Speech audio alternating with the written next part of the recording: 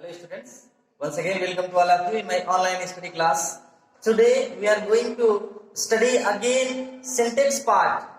Syntax में हम लोग आज रूल्स ऑफ प्रोनाउन पढ़े। इसके पहले के वीडियो में हम लोग रूल्स ऑफ नाउन पढ़े थे, आज हम लोग पढ़ेंगे रूल्स ऑफ प्रोनाउन। तो सबसे पहले आइए प्रोनाउन जानते हैं क्या होता है। प्रोनाउन को हम लोग इसके पहले भी नीचे की कक्षाओं में पढ़े होंगे कि pronoun is the word which is used in place of noun. अर्थात प्रोनाउन जो होते हैं ऐसे शब्द होते हैं जो किसी नाउन के स्थान पर प्रयोग किए जाते हैं।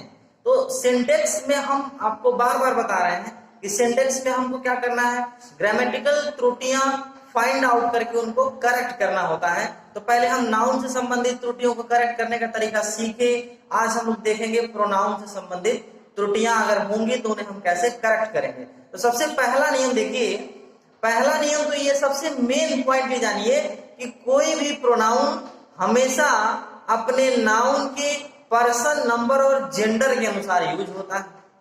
नाउन के जिस नाउन के स्थान पर उसका प्रयोग करेंगे उसका पर्सन, नंबर और उसका जेंडर के अनुसार ही उसका हम यूज करेंगे। जैसे सबसे पहले देखते हैं कि अलग अलग प्रोनाउन के लिए अलग अलग अपना का मीनिंग लिखते हैं। अर्थात कोई भी प्रोनाउन के लिए अपना का मीनिंग हमेशा उसके पर्सन, नंबर और जेंडर के अनुसार चयन होता है। जैसे देखिए आई के साथ हम अपना का मीनिंग माई लिखते हैं, वी के साथ अपना का मीनिंग आवर लिखते हैं, दे के साथ अपना का मीनिंग देयर लिखते हैं, ही के साथ अपना का मीनिंग हिज लिखते हैं और सी के साथ अपना का मीनिंग हर लिखते हैं। इसके अतिरिक्त अगर ये दे के स्थान पर कोई प्लूरल शब्द आ जाए, जैसे boys, students, teachers, farmers, people, ऐसे कंडीशन में प्लूरल कोई भी नाउन होगा तो उसके स्थान पर अपना का मीनिंग देयर लिखेंगे। ही को ध्यान दें, ही के साथ हम हिज लगाते हैं ही के लिए, लेकिन ही के अतिरिक्त अगर कोई भी मेल नाउन आ जाए, मेल नाउन में जैसे नेम भी हो सकता है, ठीक है, और नेम ना होकर के केवल बॉय लिखा हो तो भी वो क्या है, उसके साथ उसके लिए अपना का मीनिंग हिज लिखेंगे। नेमिंग आ जाए, राम, श्याम, मोहन, रॉबिन, अरबाज, कोई भी आ जाएगा तो उसके साथ इनका लिखेंगे हिज। और सी का मतलब क्या, not only C but also C किसके लिए यूज होता है, फीमेल के लिए यूज होता है।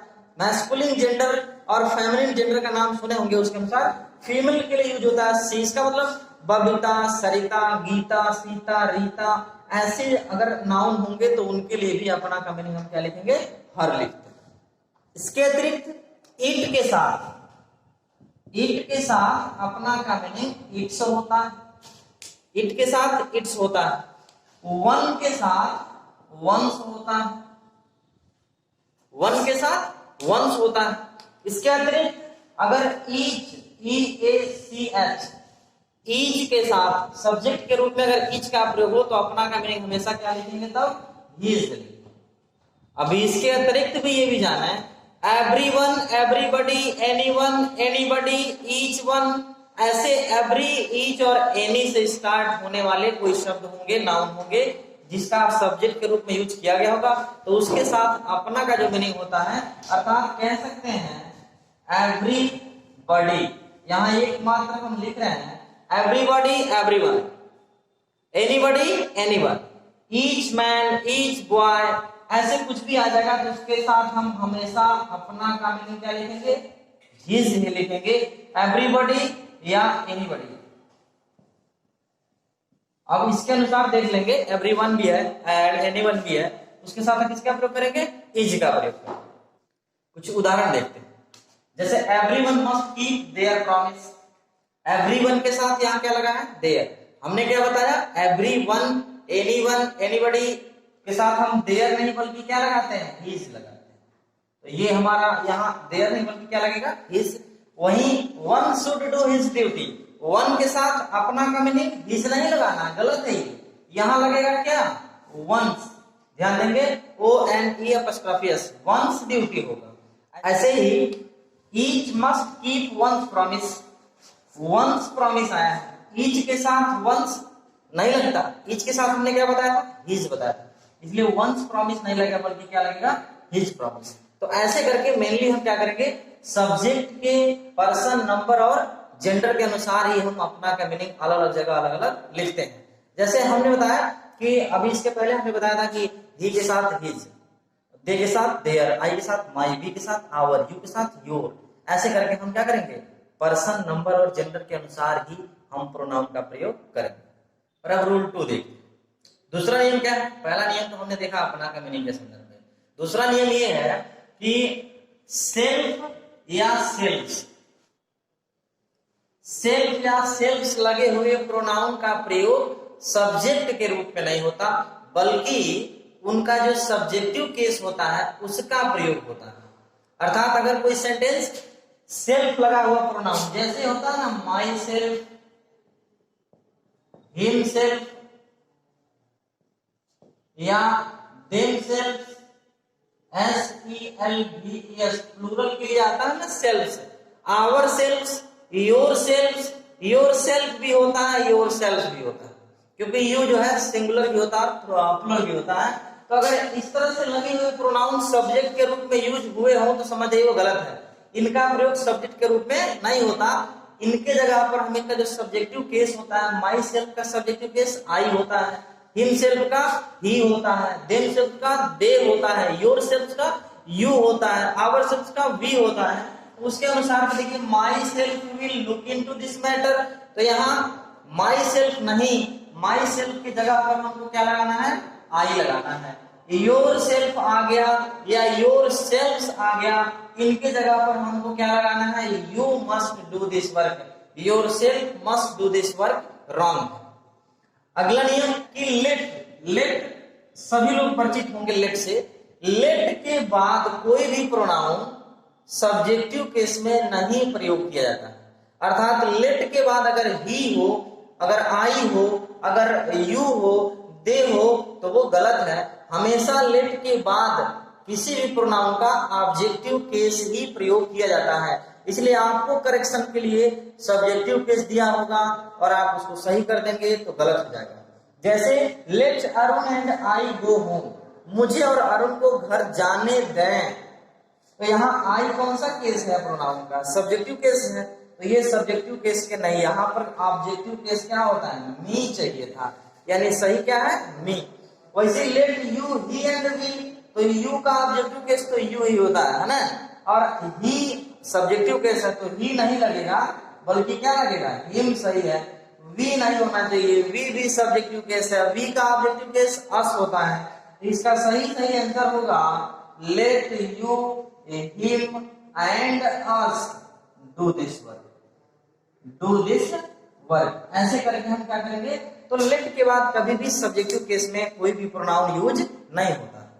और अगला नियम रूल 4, रूल 4 क्या है, देखिए जब किसी सेंटेंस में तीनों पर्सन के प्रोनाउन का प्रयोग किया गया हो, फर्स्ट पर्सन, सेकंड पर्सन और थर्ड पर्सन, तीनों पर्सन के प्रोनाउन का प्रयोग किया गया हो और उसमें कोई एक अगर सिंगुलर हो, एक वचन हो, तो ऐसे परिस्थिति में उन प्रोनाउन को रूल नंबर 231 के अनुसार एडजस्ट करते हैं।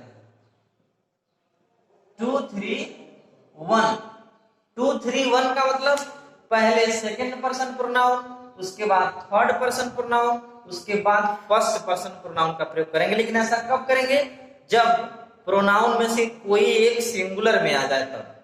वहीं अगर तीनों पर्सन के प्रोनाउन आए हो और सभी प्लूरल में हो, सभी क्या हो, प्लूरल में बहुवचन के रूप में आए हो, तो ऐसे परिस्थिति में वो ये नियम लगाएंगे, तो उस कंडीशन में जो ऑर्डर होगा वो 1 2 3 होगा। 1 2 3 का मतलब पहले फर्स्ट पर्सन, फिर सेकंड पर्सन, फिर थर्ड पर्सन। जैसे एक उदाहरण से हम स्पष्ट करते हैं, जैसे लिखा है I you and he are fast friend, यानी कि मैं, तुम और वह घनिष्ठ मित्र हैं। तो आई यू एंड ही में देख रहे हैं कि ये ही क्या है, सिंगुलर है, आई भी क्या है, सिंगुलर है, यू सिंगुलर में भी काउंट हम कर सकते हैं प्लूरल में, लेकिन कोई एक भी अगर सिंगुलर आ जाएगा तो उस परिस्थिति में 2 3 एक पहले सेकंड पर्सन यू लगेगा, उसके बाद थर्ड पर्सन ही लगेगा, उसके बाद हम लगाएंगे क्या, एंड।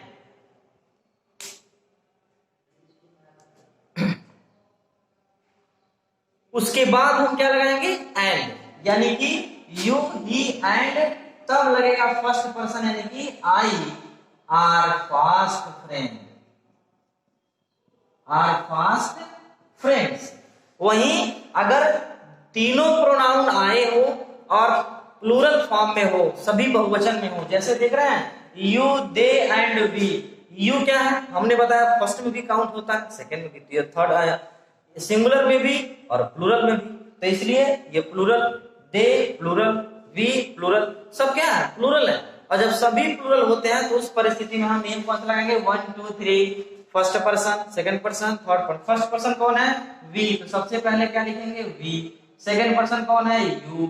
उसके बाद क्या होगा, तब लगाएंगे एंड। लास्ट में लगाएंगे थर्ड पर्सन कौन, they are playing cricket, playing football, playing football. ये बहुत महत्वपूर्ण नियम है, बहुत ही महत्वपूर्ण नियम है कि सिंगुलर का प्रयोग तो 2 3 1 और प्लूरल आया हो तो 1 2 3 के अनुसार हम प्रोनाउन का प्रयोग करेंगे। अगला नियम रूल 6 प्रोनाउन के संदर्भ में। रूल 6 कहता है कि अगर इट से कोई सेंटेंस कॉम्प्लेक्स सेंटेंस बन रहा है, अर्थात इट से बनने वाला कॉम्प्लेक्स सेंटेंस में हु, WHO, हु जो प्रोनाउन है उसके पहले जो भी प्रोनाउन यूज हुआ होगा जिसके लिए हु आ रहा है वो हमेशा सब्जेक्टिव केस में यूज होता है, ऑब्जेक्टिव केस में यूज नहीं होता है। जैसे उदाहरण से कंफर्म करेंगे, जैसे it is me who has helped you. It is me who has helped you. तो इट इज मी, हु के ठीक पहले जो प्रोनाउन है ये कौन सा प्रोनाउन है, फर्स्ट पर्सन प्रोनाउन का ऑब्जेक्टिव केस है। लेकिन इट से कॉम्प्लेक्स सेंटेंस में हु के पहले जो प्रोनाउन होगा वो हमेशा सब्जेक्टिव केस में यूज होगा, यानी कि मी नहीं यूज होगा बल्कि it is I, it is I who has helped you, who has helped you. ये कहने का मतलब है कि हु के पहले जो प्रोनाउन होगा वो कौन से केस में यूज होगा, सब्जेक्टिव केस में यूज होगा। कौन से केस में, सब्जेक्टिव केस में। आइए रूल 7 देखते हैं। रूल 7 हम पढ़ेंगे आइदर आर, नाइदर नार या आर के साथ कैसे हम प्रोनाउन का प्रयोग करेंगे। देखिए आर, आइदर आर या नाइदर नार वाले सेंटेंस में प्रोनाउन और वर्ब हमेशा बाद वाले सब्जेक्ट के अनुसार यूज करते हैं। अर्थात जब दो सब्जेक्ट आइदर आर से या केवल आर से या नाइदर नार से जुड़े हों तो जो सब्जेक्ट बाद में यूज होगा उसी के अनुसार हम वर्ब भी लगाएंगे और उसी के अनुसार हम प्रोनाउन भी लगाएंगे। जैसे मोनू और Sonia have done their work. अब देख रहे हैं आर से दोनों जुड़े हैं, मोनू और सोनिया। हैव डन तो हमने क्या कहा, बाद वाला सब्जेक्ट सोनिया के अनुसार हमको वर्ब भी लगाना है। वर्ब क्या लगा है, हैव, जबकि सोनिया क्या है, सिंगुलर, तो हैव के बजाय क्या लगना चाहिए यहाँ पर, हैज डन। और देयर, देयर क्या है, ये भी प्लूरल है। दे का जो पॉसेसिव केस होता है वो देयर होता है, तो दे सोनिया के लिए क्या लगेगा, हर लगाना है सोनिया के अनुसार, तो ये क्या बनेगा, हर वर्ब। तो कहने का मतलब यह है कि जो बाद वाला सब्जेक्ट है सोनिया के अनुसार ही हमको वर्ब भी लगाना है और प्रोनाउन भी। एक और देखते हैं, neither Ram nor his friends has left his book. न तो राम और न ही उसके मित्रों ने अपनी पुस्तकें छोड़ा। तो ये हैज लेफ्ट हिज बुक जो बाद वाला सब्जेक्ट है वो हिज फ्रेंड्स है। हिज फ्रेंड्स क्या है, सिंगुलर है कि प्लूरल, तो हिज फ्रेंड्स प्लूरल है और यहाँ हैज लगा है, तो यहाँ पर क्या लगेगा, करेक्शन हमको क्या करना है, हैव हो जाएगा। और जो लेफ्ट हिज बुक है तो हिज का प्रयोग किसके लिए करते हैं, सिंगुलर मेल के लिए। इधर प्लूरल है तो हिज नहीं बल्कि देयर लगेगा, इसलिए हिज की जगह पर क्या लगेगा, देयर। तो इस तरह से हमको क्या करना है, आइदर आर, नाइदर नार या आर से अगर दो सब्जेक्ट जुड़े होंगे तो बाद वाले सब्जेक्ट के अनुसार हम प्रोनाउन भी लगाएंगे और वर्ब भी लगाएंगे। ओके, नेक्स्ट रूल देखते हैं, रूल 8।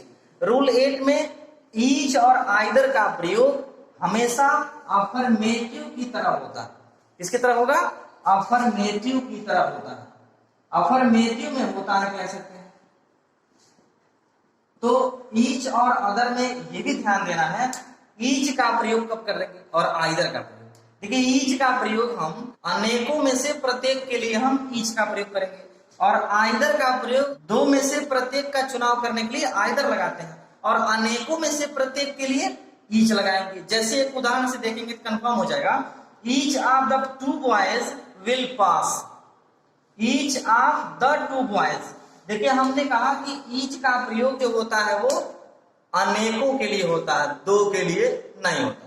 इसलिए यहां सही ये टू जो शब्द आया है ये नहीं रहेगा, सही इसका होगा, अगर आपको यहाँ ईच लगाना है तो ईच ऑफ द बॉयज, अर्थात लड़कों में से प्रत्येक विल पास, उत्तीर्ण हो जाएगा, पास हो जाएगा। लेकिन अगर दो लड़कों में से प्रत्येक, दोनों में से प्रत्येक पास हो गया तो वहां ईच नहीं, either of the two boys, to indicate होगा तो आइदर लगाएंगे। अर्थात अगर यहां आइदर लगाना होगा तो यहां लगाना पड़ेगा क्या? Either of the two boys,